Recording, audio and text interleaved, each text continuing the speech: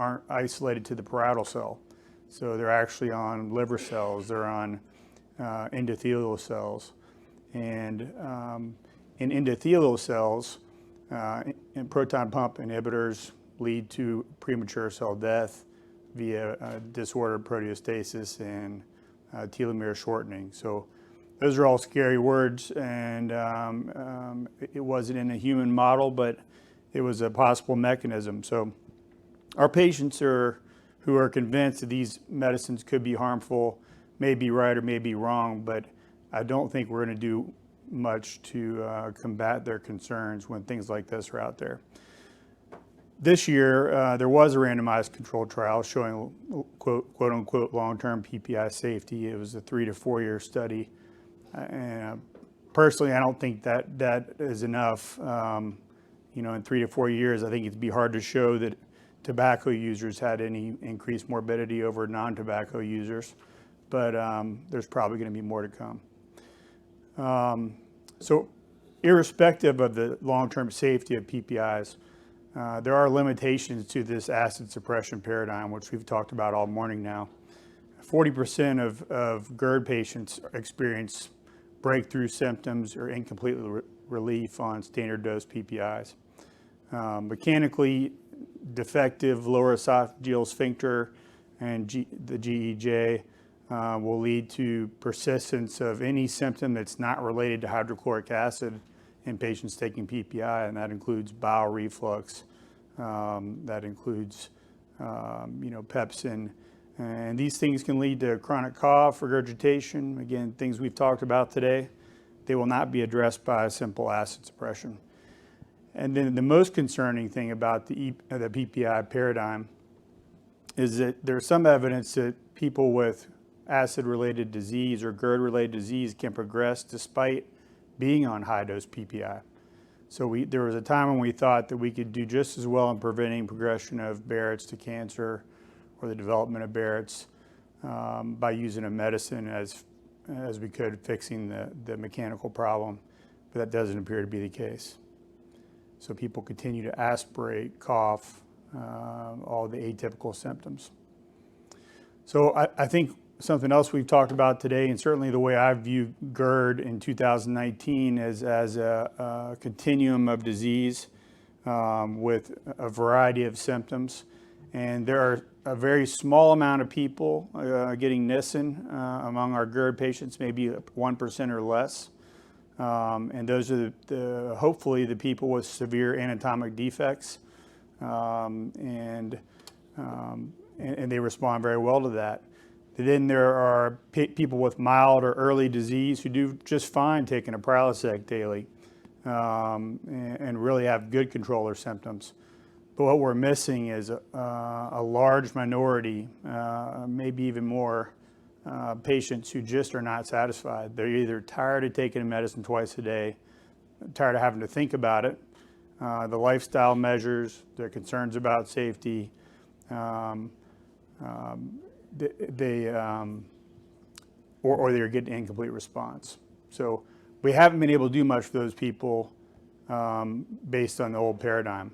Now you've seen this slide already at least once today, I think maybe twice, but it deserves mention again. So I also did not get training on the Hill grade as a fellow, and the first time I heard about it was at my TIF training.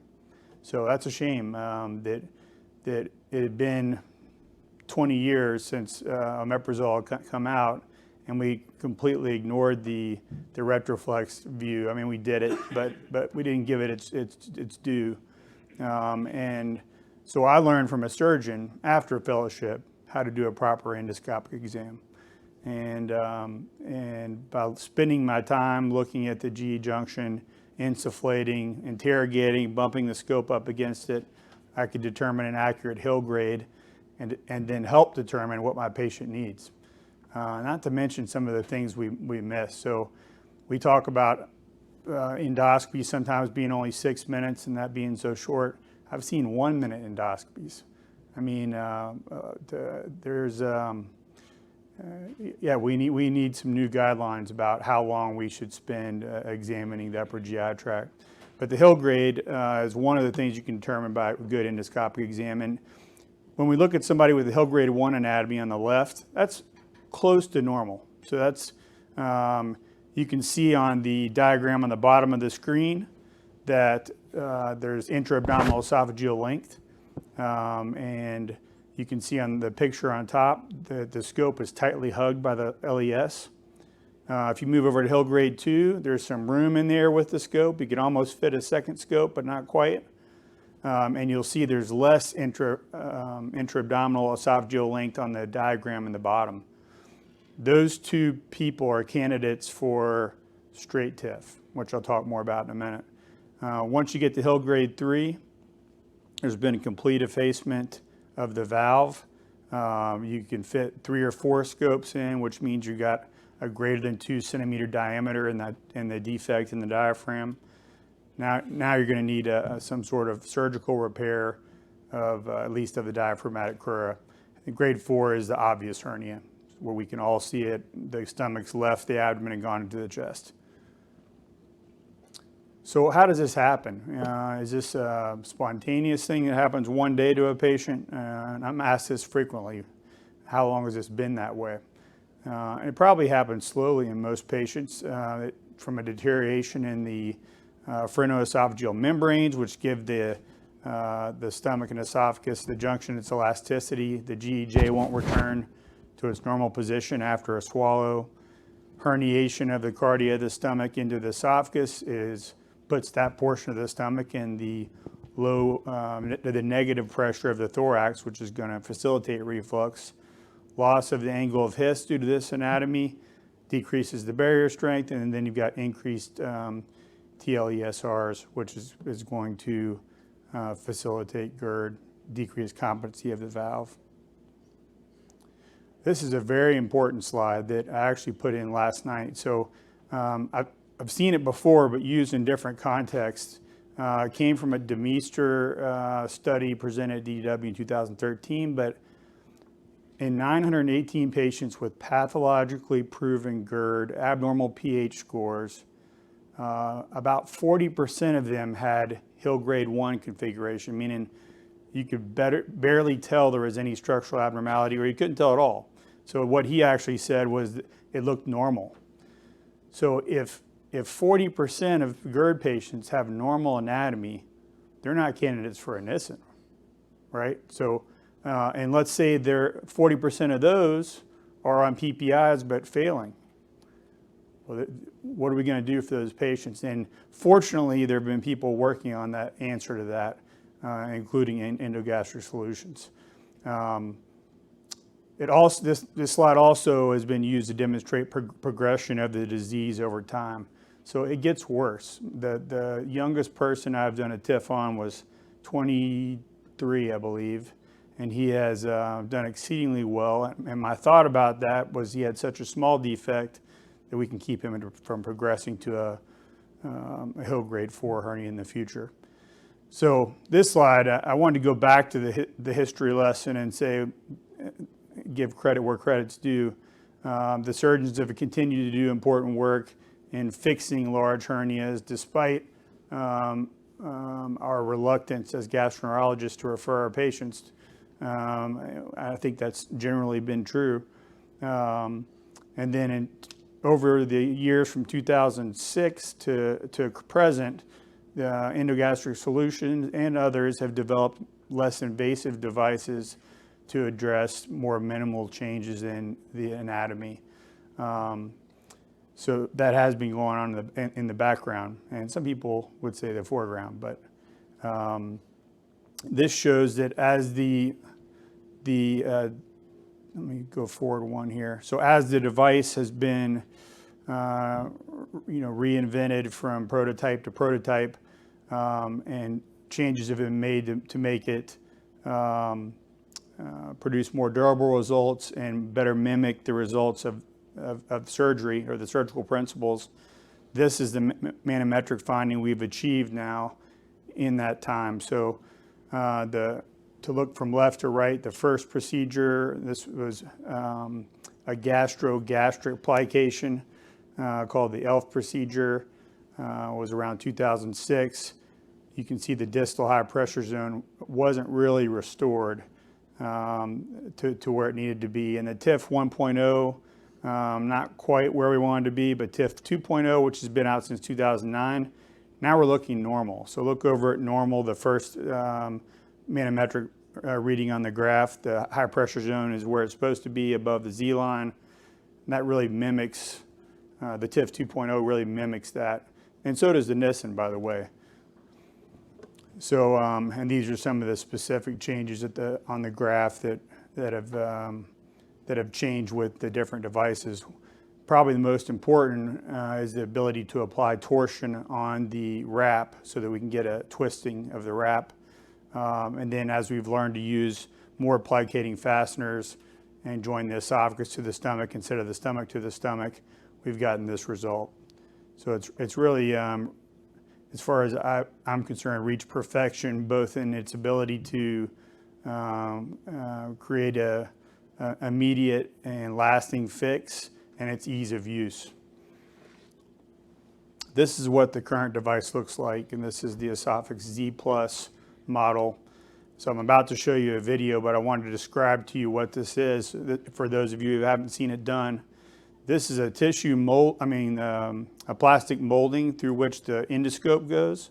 It used to be a neonatal scope, which was much more difficult, but now it's a standard endoscope. And once the endoscope is through, you sort of have your cameraman, and the endoscopist operates the tissue mold on camera, so watching yourself.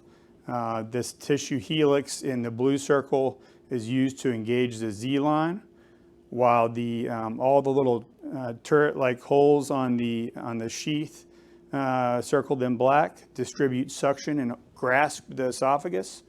So if you turn this thing on its side, using the tissue helix and the suction, we're able to pull down and reduce up to a 2-centimeter hiatal hernia. And then the plicator, as I circled in green there, holds our progress, and we can fire the equivalent of 3/0 fasteners into the tissue between the stomach and esophagus at once, holding that progress. And we'll do 3 or 4 in each of 4 quadrants to create a very effective restoration of the GE junction, and I'll show you pictures of that. So the bottom line is we have mimicked surgical principles. We've used the same principles that the surgeons use for the Nissen, with a few updates and improvements, to be honest. The TIF device by itself can reduce any hiatal hernia up to 2 centimeters. So that's Hill grade 1 and 2 we can work with.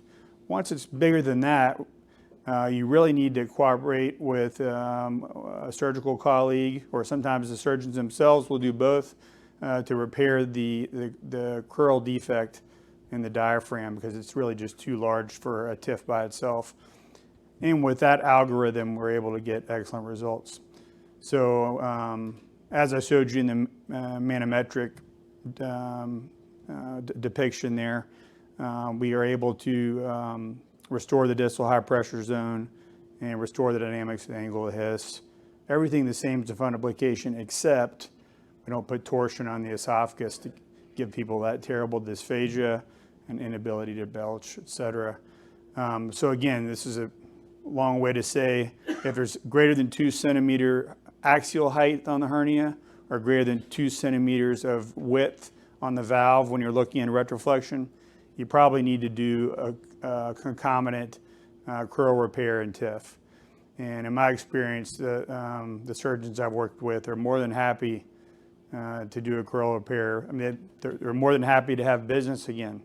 So for us to have handshakes across the aisle, because again, my belief is that since 1989, GIs and surgeons have split apart, at least in the public sector. And the referrals for a surgical repair have just gone to the floor. And the truth is, we need to cooperate more. So, so it's a good opportunity for that. This is what it looks like. So in the final analysis, after the after the TIF is done, on the top, it's a 270-degree wrap, and on the bottom is a Nissen, that's 360. So very similar, but I'm going to point out some important differences in what might talk the surgeons in the room into considering a TIF instead of a Nissen after a crural repair. So this was my first case in a human anyway after the labs. And it's just so impressive how much of the valve you can restore with this device. So you can see the tissue helix on the left is wrenched into the Z line, and we've pulled out really 3 centimeters worth of valve, and that includes what parts of the stomach that had been above the diaphragm, and also intra-abdominal esophageal length. Let's see here. Should be a video coming. There we go. All right. And I think you just have to click it. Good. So this is the way the device works. First, the scope goes through the device. You get the device, meaning the tissue mold and retroflex, extend the helix, all on camera, so you're watching yourself. You grab tissue at the Z-line level, pull it down as far as you can. The invaginator, as they call those multiple suction ports, helps you grab the esophagus, and together you can basically reduce up to a 2 centimeter hiatal hernia very effectively.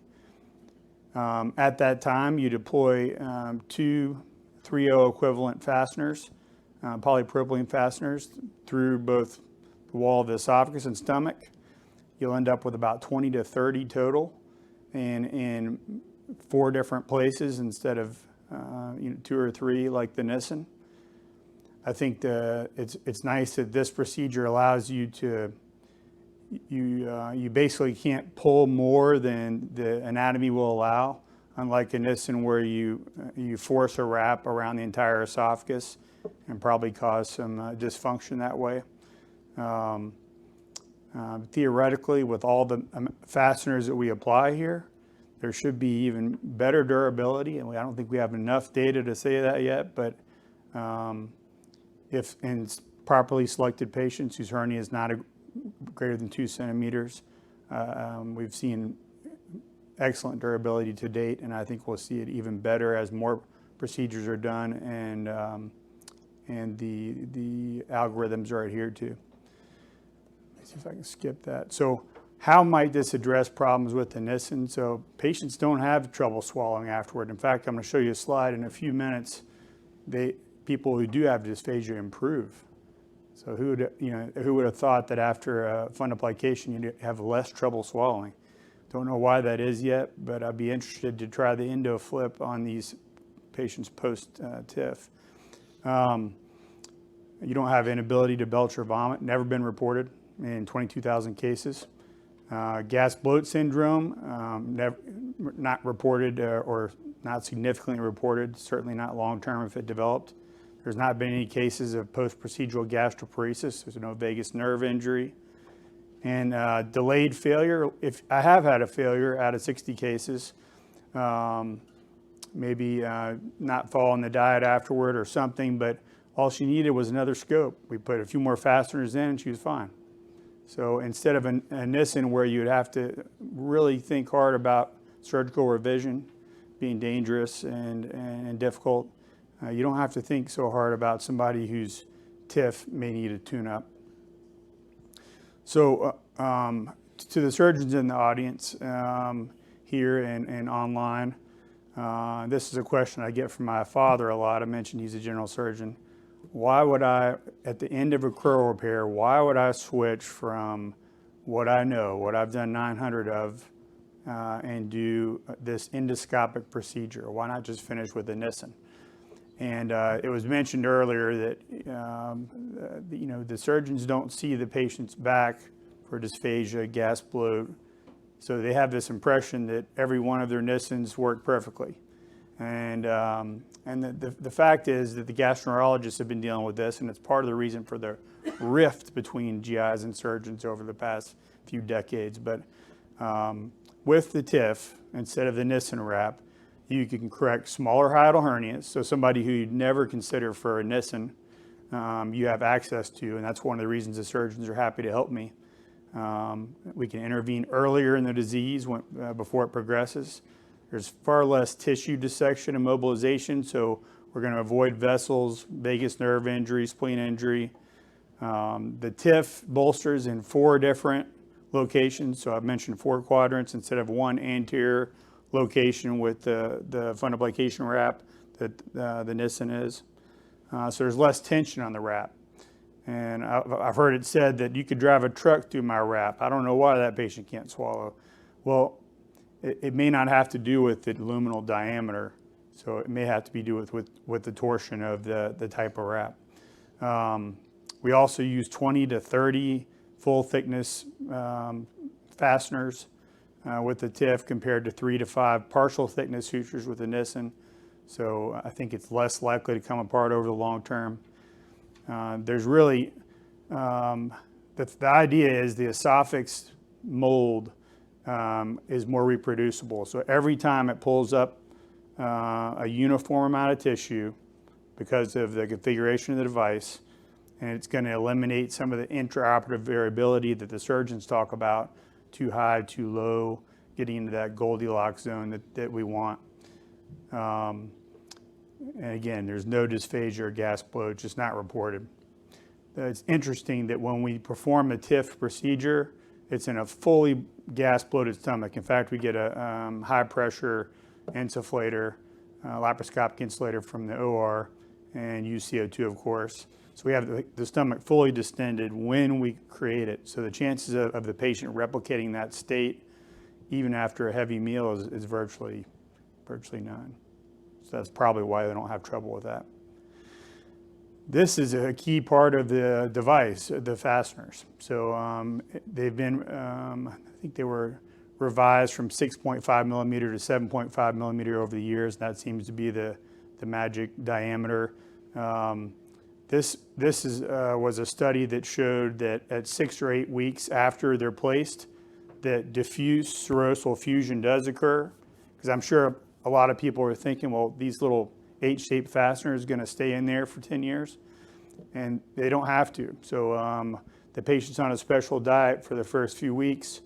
But after 8 weeks, it looks like this. So you don't really need the fasteners. They will stay there, but that's not what holds everything together. You get diffuse serosal fusion, and it was confirmed histologically in this study. So more reasons to think about TIF versus Nissen. Philosophically, it's more anatomically correct. So there's no reason to think that we need to make people supranormal, to wrap the fundus completely around itself 360 degrees. It's an unnatural position. Of course, they're going to have symptoms. We actually restore normal position. And you saw the manometric slide showing that the TIF 2.0 procedure looks like normal, looks like Nissen. So we achieve the same thing without the side effects. It's also sort of a new era where we're designing the valve and fixing it endoscopically. So we're actually watching what we're making. And laparoscopically, you don't have that luxury.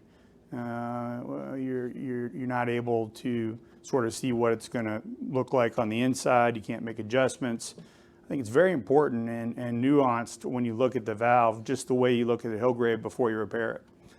TIF doesn't burn any bridges, which is nice. So if I have to bring a patient back, there's one patient on my mind right now who I'm planning to bring back to Macon, where we're going to have the surgeon do a crural repair because I underestimated her Hill grade. And for everybody out there, that's the most common sort of judgment mistake, is to underestimate how big the hernia is, not the other way around. So she just needs a laparoscopic crural repair to make the TIF work, right? So, to do it over again, we would have done both at the same time. But there are going to be some people where the TIF repair works. They have the wrap, and just like a Nissen, the stomach will herniate through the wrap. because the defect in the diaphragm was too big. So learning how to estimate the Hill grade is important, but imperfect. It's not a perfect system. These are ways the Nissen can go wrong. And the patient I just mentioned is probably going to be a type A for TIF. So she had the wrap. It's fairly intact, but she's sort of, her stomach is migrated above. So she's going to need that curl defect repaired. I've had, I'm not going to name names, but I've had my favorite surgeon who turned 70 yesterday, happy birthday, Dad, ask me, I don't see how the Nissen can go wrong. You know, it's hard for him to imagine how it would fail. And I found this demonstration of the 6 most common ways for it to fail. So it looks like about 20% failed by 5 years. It may be as high as 40 to 50%, according to Mike Murray, one of our other speakers in gastrics. So when to consider TIF? So people are uncontrolled or dissatisfied with medicines. And right or wrong, that may include people who are concerned about long-term side effects.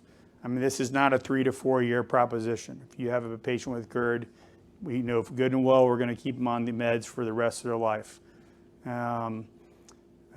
People have non-acid symptoms, regurgitation, asthma, cough, interstitial lung disease, chronic hoarseness.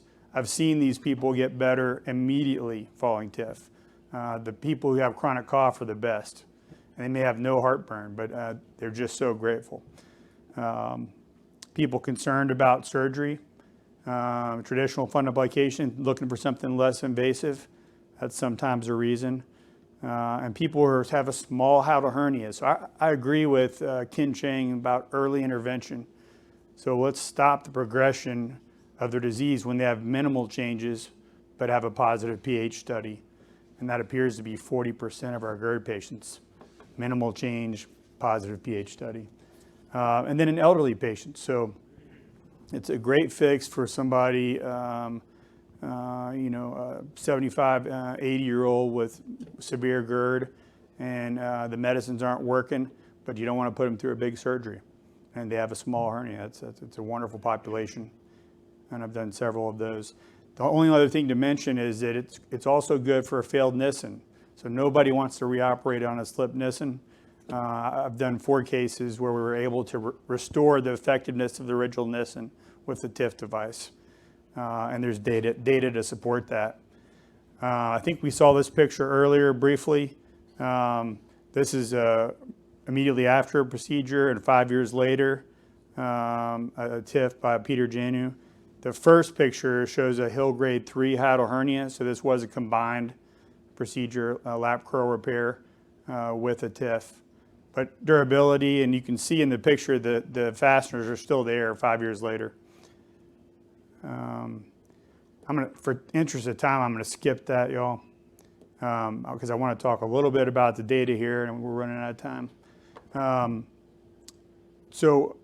The European data, it was Dr. Testoni's study, really helped us tune in on who should be getting a TIF versus concomitant procedure. And basically, we learned there that if we did a Hill grade 3, except in very certain circumstances, the likelihood is it's going to come apart or they're not going to have a good response. So patient selection is king when talking about endoscopic anti-reflux procedures. We also learned that rotational technique, so the ability to make a twist on the fundus, and the number of fasteners correlated with good outcomes. Well, how about there is no head-to-head yet, but let's compare anti-reflux surgery, traditional, versus the TIF and HHR TIF. And they really have similar clinical benefits based on the symptom scores. The percentage of patients who are off daily PPIs are very similar.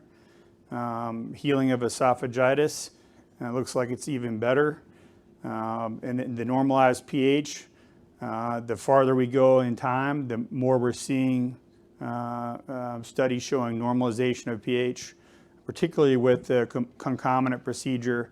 And I imagine the reason is multifactorial, but certainly it's as good as anti-reflux surgery in our best circumstances. Most importantly, look at the adverse event rate.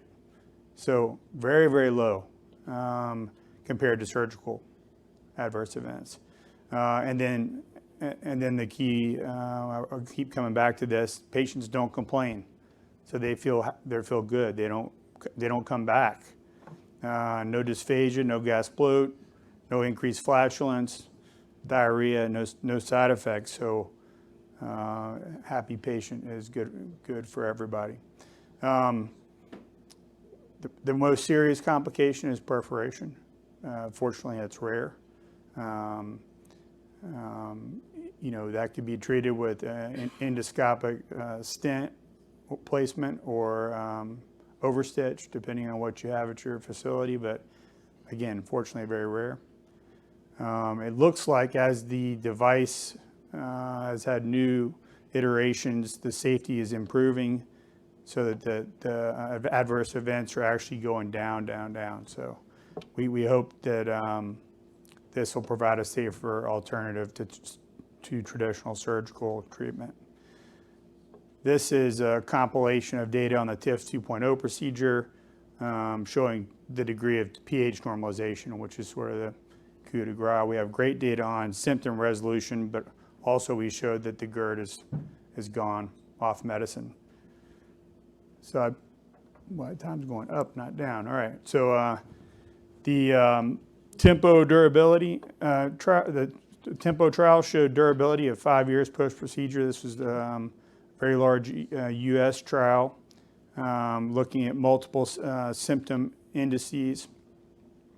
And then we have a 10-year durability study out of Europe showing great resolution of symptoms. This wasn't pH data, but symptoms remain controlled or absent at 10 years. This is another European trial showing the GERD-Herkel scores improved significantly, and that the results lasted 5 years. And we have similar data from concomitant procedures showing GERD-Herkel improvement after the concomitant procedure. Again, the most interesting thing is the lack of dysphagia. So people had preoperative dysphagia who we might worry have dysmotility actually got better. So that's kind of fascinating. And here's the depiction of that. So we've talked a lot about esophageal dysmotility today, and I think a lot of us who do TIF would agree that TIF is the least likely to give a person with ineffective motility trouble. And we're using the TIF procedure after POEM now for the 30% of patients who get reflux after POEM, because it's one of the few anti-reflux procedures that won't exacerbate dysphagia. And those patients do great. So if I had a questionable manometry result on a patient, and the surgeon who asked for manometry wanted to do a lynx, and there was a high degree of ineffective esophageal motility, I would say, this is one we probably ought to do a TIF. You don't want to do a lynx on an IEM patient. So anyway, it seems to restore normalcy, not super normalcy. So if there wasn't a problem before, they're either going to stay the same or get better. And this is some data from the TIF after failed NIS. And so everybody in here has probably seen a little old lady with a failed Nissen who's really suffering. And I'm sorry to stereotype, but it often is an elderly female that I've done this for. And nobody wants to operate on her. We'll offer her to try a TIF, which is simply an endoscopic procedure, and 90% of them get off PPIs. Pretty incredible without surgery. So 83% had normalized pH. This is a small study, but and no de novo dysphagia, bloating, flatulence, as we would expect with the TIF procedure. It's uncanny how similar the valves look to a surgical valve. I have no idea how much time I have. It says 10:50, so I'm gonna stop here and take questions, but please. Actually, you partially started answering one of my questions. Okay. You had mentioned the links, because a lot of the data, versus decent versus sort of endoscopic versus surgical. Outside of the links being obviously a surgical procedure, a lot of the indications are very similar to TIF. And I think you mentioned, is it how, if a patient comes and wants to choose, and you do offer both at your center, is it the patient with just more chance of ineffective motility on a manometer, you would shy away from the links procedure and go towards TIF? Or how would a patient say? I would, because I think you do no harm with the TIF.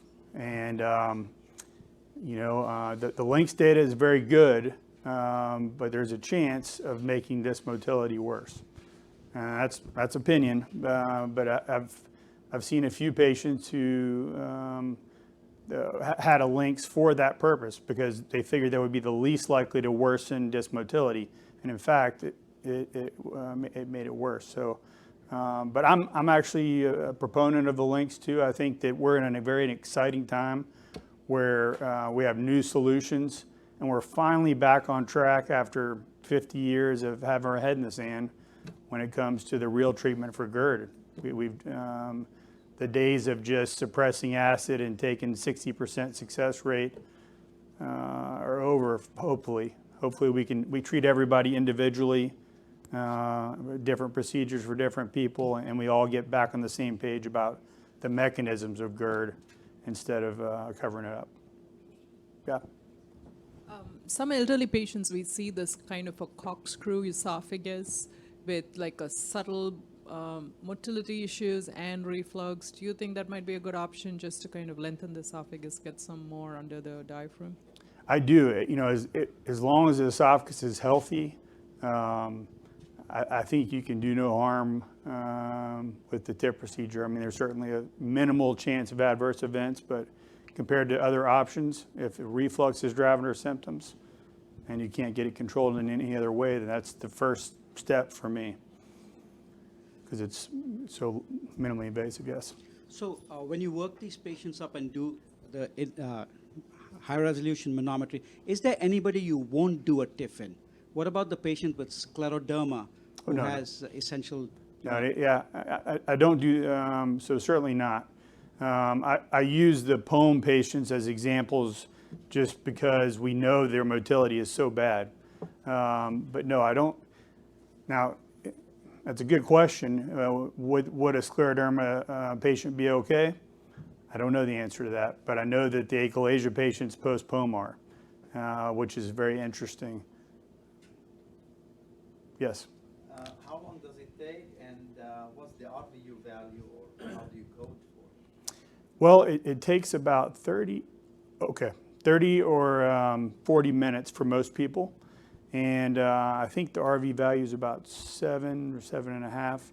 But of course, where we do other procedures during the workup, manometry, Bravo. Hopefully you can do them all at once.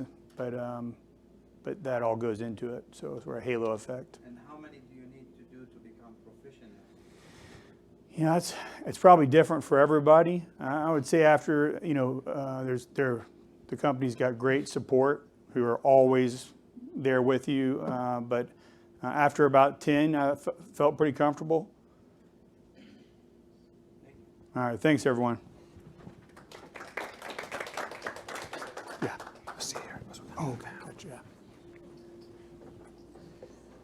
All right, so we're going to truncate the sort of panel discussion segment so we can get to lunch, but I think we're going to put up Nathan or Joe, if you could put up the slide. So we're going to just try to revisit this. Hopefully there's a little bit more clarity, maybe not. So I think what we'll do for the sake of time is I'll try to direct these specific questions to